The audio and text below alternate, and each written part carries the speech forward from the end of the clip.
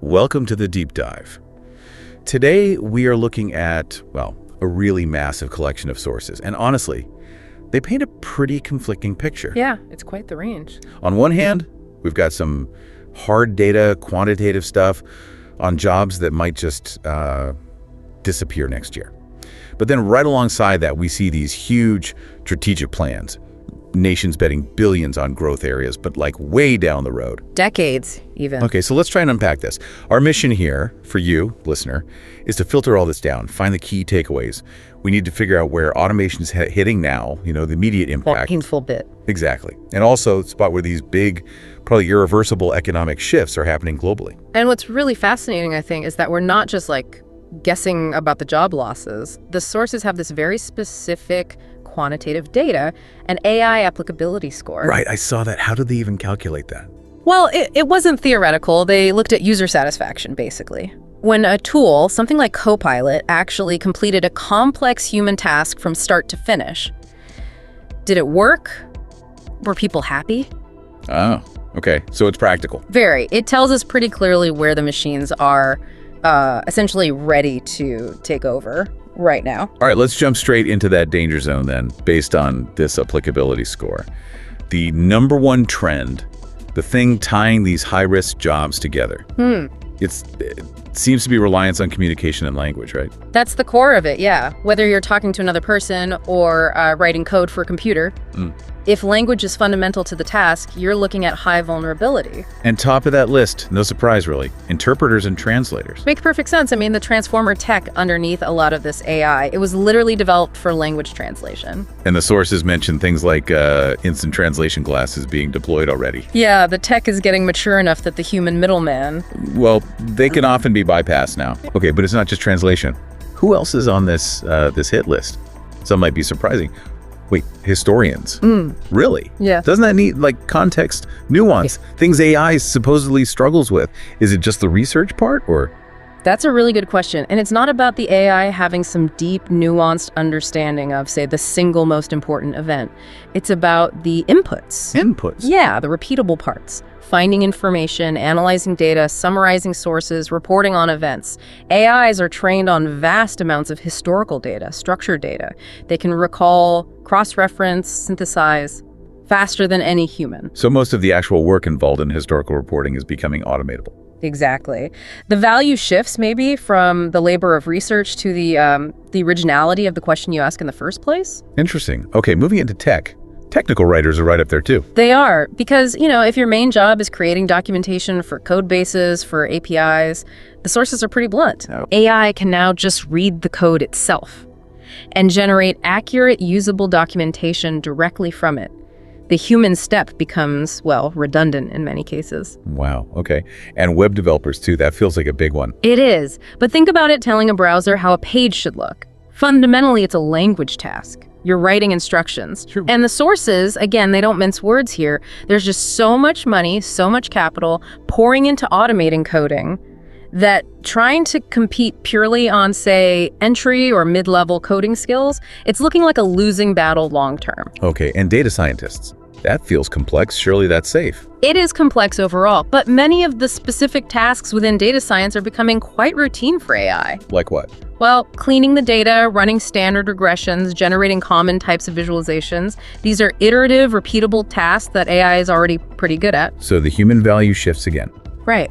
It shifts towards defining the unique problems, the novel questions to ask the data, and maybe crucially, ensuring the final outcome, the insight, is applied correctly in the real world, not just running the analysis. Got it. And the last one's mentioned here, telemarketers and concierges. The sources use this term, agentic AI. What does that mean practically? Agentic AI basically means a system that can act independently to achieve a goal.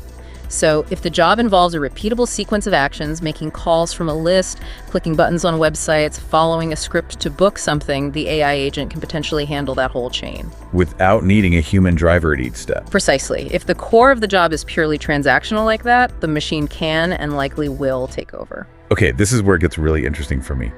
If those language-centric transactional jobs are the most vulnerable, what's at the other end? Which jobs have the lowest AI applicability score? What seems safe right now? Well, the pattern is pretty clear. The safest jobs, they're overwhelmingly physical, Physical how? requiring nuanced movement, interaction with the physical world, human judgment in real time, and often a direct physical presence. AI is, frankly, still terrible at integrating complex, non-digital movement and the kind of precise physical manipulation needed for many real-world tasks. Okay, give us some specific examples from the sources. Sure, think about physical, non-routine tasks. Phlebotomist, someone actually putting a needle accurately into your arm, that's safe. Right. Surgical assistants, working alongside surgeons in a dynamic environment, also safe. Construction roles, cement masons, roofers, brick masons, these require fine manual dexterity, adapting to unique site conditions. Very hard to automate. Okay, that makes sense. What else? Massage therapists, it's a purely physical experiential service. Also, interestingly, firefighter supervisors. Probably because they're dealing with highly non-standardized, unpredictable emergency situations. That fits the pattern. Yeah. And there's another element mentioned, right? Something about accountability or like human judgment. Absolutely, especially in situations with higher stakes or where there's ambiguity. The example given was dealing with a return for a really expensive product, like a $5,000 camera. Okay. Does the customer have a genuine reason, or are they maybe trying to, game the system? And AI can't really make that judgment call effectively yet. It lacks that ethical context, that accountability. So you still need a human service rep for those kinds of decisions. Right, where genuine discretion is needed. And does this extend to things like sales too? It seems so, yeah. The distinction is interesting. The back office sales support, writing standard proposals, drafting generic cold emails that looks increasingly automatable. Okay. But the frontline sales rep, the one who actually travels, goes and shakes the client's hand, builds that personal relationship and trust needed to close a major deal. That rule seems safe. Because that human connection itself is a key part of the value exchange, not just a transaction. Exactly. It's not easily automatable. So automation isn't just about taking jobs, it's also fundamentally changing how we interact with services, isn't it? It sounds like getting actual human support is becoming, well, a luxury. That's definitely a trend we're seeing, yeah. It's quite visible already, especially in these high-volume consumer markets. The sources specifically mention online retailers in India, Flipkart, Swiggy, Zomato. What are they doing? They're aggressively pushing AI chatbots as the absolute first line of contact, default interaction. So you have to talk to the bot first. Pretty much. And actually getting to a human, the sources highlight this, is now being monetized. It's becoming a paid perk bundled into subscriptions. Things like Swiggy One BLCK or Flipkart Black. So you pay extra to skip the bot queue and get personal attention, as they call it. That's the model. Wow. And the experience for everyone else, the standard user, sounds like it's getting worse. It seems that way. Customers are reporting, getting stuck in these chatbot loops for ages, like half an hour sometimes, feeling like the path to a human has been made deliberately difficult. Which is incredibly frustrating if you just have a simple issue you need resolved. Absolutely. And this whole anxiety around automation, it gets compounded by what's happening in the job search process itself. The sources describe it as a dystopian beauty pageant. A dystopian beauty pageant. Why? Well, because the first hurdle often isn't even human. It's an algorithm. We're talking about applicant tracking systems, ATS. Right, the software that scans resumes for keywords before a person ever sees them. Exactly. So candidates feel they have to spend huge amounts of time tailoring every single resume, just trying to beat the robot filter. It's less about showcasing your actual skills sometimes, and more about keyword optimization. That sounds exhausting. It is. Candidates are reporting applying to over 100 positions on average just to get one offer. And then layered on top of that effort is this problem of ghost jobs. Ghost jobs? You mean fake companies? No, often real, legitimate companies. But they post job openings that, they don't actually intend to fill right now. Maybe the budget got frozen, or there's an internal hiring hold. So people are applying, putting in all that effort for jobs that aren't even real opportunity. Precisely. Wasting countless hours. It's demoralizing. Okay, so this whole environment, the automation anxiety, the frustrating job search, it points to a really crucial shift, doesn't it? Something the sources emphasize quite strongly. Yeah, a philosophical shift, really. The idea that focusing purely on inputs is, it's over. What do you mean by inputs? Things like, studying specific techniques in tech, they often talk about mastering DSA, data structures, and algorithms, or just generally skill maxing. Pouring all your energy into becoming the best at performing specific, measurable tasks. And why is that era over? Because if the AI can execute those inputs, those specific skills, better, faster, and cheaper than you can, then competing solely on that level, on how well you perform the input task, it's just becoming a futile battle. Okay, so if skills alone aren't the answer anymore, where does the value come from? What's the new currency? The sources are clear. The world is moving towards an era focused entirely on outcomes. Outcomes, meaning? Meaning what unique, tangible result can you actually define and create? It's not just about knowing something, but understanding it well enough to apply it. To produce a result that solves a real problem, creates something new. That shift from optimizing your inputs to delivering valuable outcomes, it's reshaping everything. Personal careers, national strategy. Right, and that focus on outcomes brings us perfectly to the bigger picture, the macro level. If the individual battle is about creating outcomes, the global one is about securing huge, outcome-driven growth for the future. Let's look at a couple of major developments signaling this.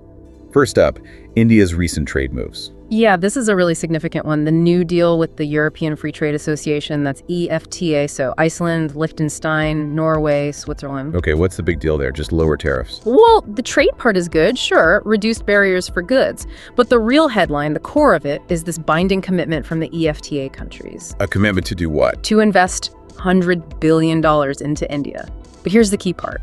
Over a decade and a half, 15 years. $100 billion over 15 years. Wow. Why is that long time frame so important? What's the signal there? It signals it's not just about quick wins or transactional market access. This is about deep roots, long-haul gains. It's a commitment to participate in India's growth story infrastructure, manufacturing for a generation. So it provides long-term certainty for investors, which is maybe more valuable than just short-term tariff cuts. Exactly. It signals stability and a long-term partnership, moving beyond just simple trade deals. Okay.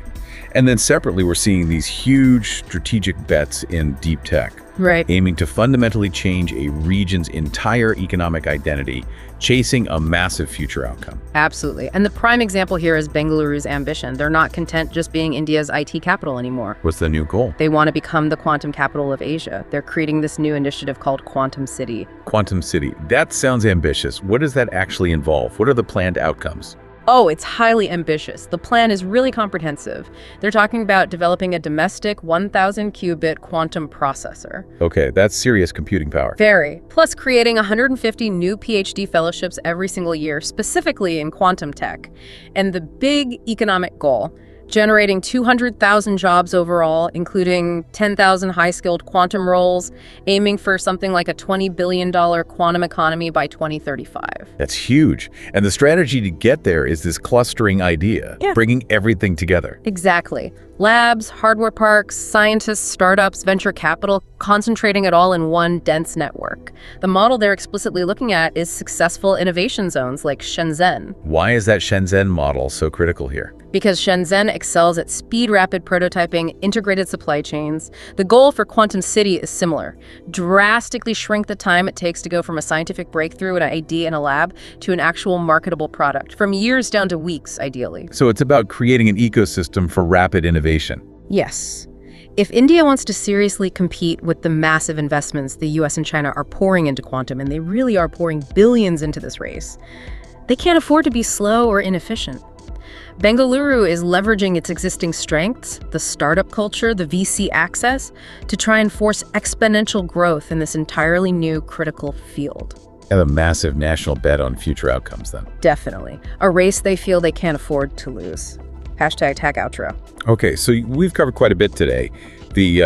The immediate quantified threat of AI replacing roles heavy on language and communication. Right, the translators, writers, even some developers and data scientists. Then the relative safety, for now at least, in jobs that are physical, require nuanced human judgment or ethical accountability. Your phlebotomists, construction workers, massage therapists, those hands-on roles. We also touched on the, frankly, dysfunction in the current job search with the ATS filters and ghost jobs, and how that's driving this shift. Away from just focusing on inputs, on skills, towards defining and delivering unique outcomes. And finally, these huge, long-term national bets.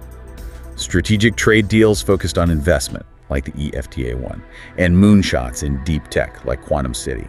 Yeah, if you connect all those dots, The underlying message seems pretty consistent, right? The transactional stuff, the repeatable inputs, Yeah. it's being automated globally. So survival, and certainly success in this new world, seem to depend entirely on your ability to define and deliver those unique, high-value outcomes. That seems to be the core takeaway. So wrapping this up, Yeah. what does this all mean for you, the learner, trying to navigate this incredibly accelerated world where the rules seem to be changing faster than ever? Well, think back to what we saw with writers and analysts, the mid-level ones, doing routine work, high risk, but those at the very top, whose work is really about their unique thinking, their perspective, their synthesis of life experience, they seem safe. Right. So maybe, if automation is going to handle all the measurable inputs, all the routine transactions, maybe the highest value skill left, the thing that's truly scarce, is just the ability to generate a genuinely rare and original thought. A thought rooted in human context, something the machine just can't replicate. Exactly. Perhaps that's the only real scarcity left in the end. Something to think about.